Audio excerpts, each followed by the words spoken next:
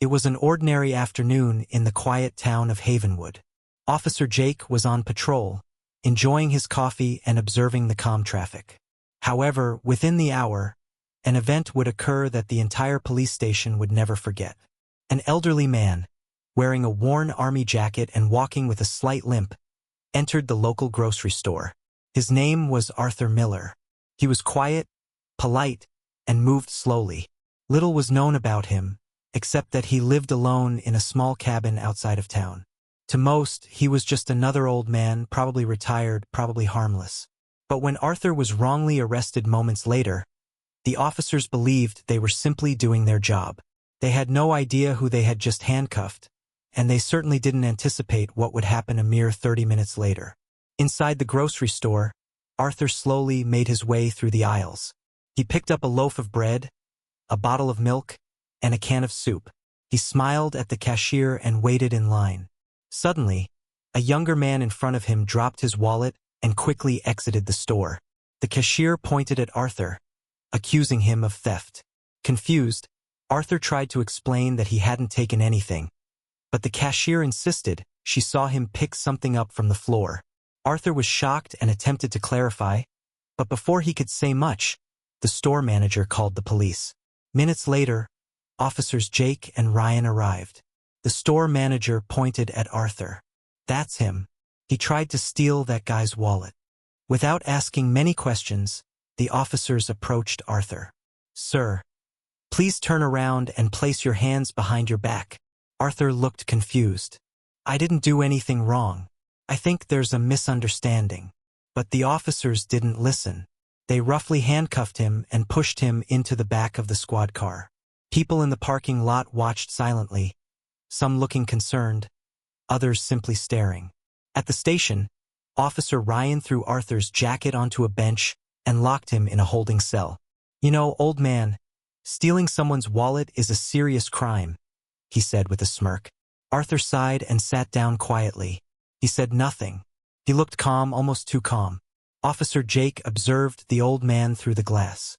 "There's something strange about him," he whispered to Ryan. "He doesn't look scared." Ryan laughed. "That's because he's probably done this before." While filing the paperwork, Officer Jake picked up Arthur's jacket to check for identification. Inside a hidden pocket, he found a metal badge. It was old but still shiny. It bore an eagle symbol and the words United States Special Forces Clearance Alpha Level. "What the heck is this?" Jake asked aloud. Ryan walked over and stared at it. "That looks official." They quickly went through Arthur's wallet. No credit cards, just a military ID that looked different from anything they had ever seen. Feeling a little uneasy, Officer Jake made a phone call to a number on the back of the ID card. It rang only once before someone answered. "This is Agent Collins, Federal Bureau of Investigation." "Who is this?" Jake swallowed hard. This is Officer Jake from Havenwood Police Department. We have a man here, Arthur Miller. We arrested him for possible theft." There was silence on the other end of the line. "Repeat that name," Agent Collins demanded. "Arthur Miller. You arrested Arthur Miller?" "Yes." Another silence. Then Agent Collins spoke again very clearly. "Secure the station. Do not speak to him. Do not question him. We are sending a team immediately. We'll be there in 30 minutes.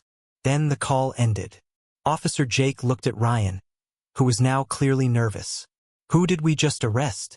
Ryan shrugged, but now both of them were pale. Arthur was still sitting quietly in the cell, as if nothing had happened. He looked up calmly and said, "You boys might want to make some coffee. It's going to be a long day." Exactly 30 minutes later, four black SUVs pulled up in front of the station.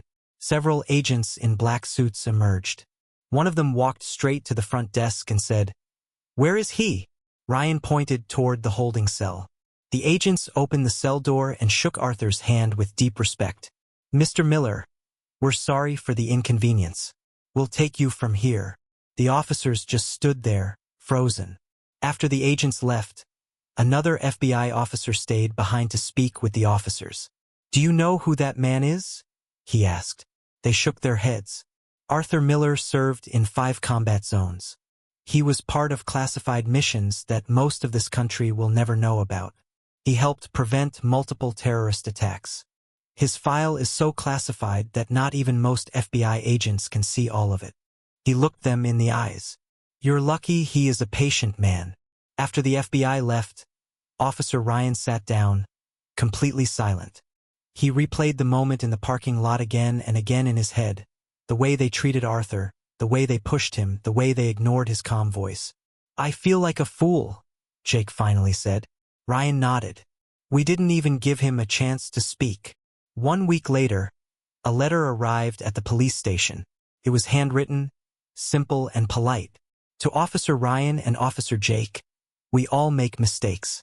What matters is what we learn from them. Stay sharp. Stay humble. Arthur Miller.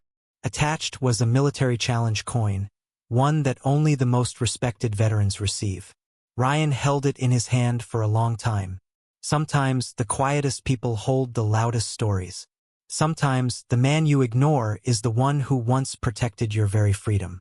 Arthur Miller was not just an old man. He was a hero in silence. And now the officers would never look at people the same way again. This experience profoundly changed Officers Ryan and Jake.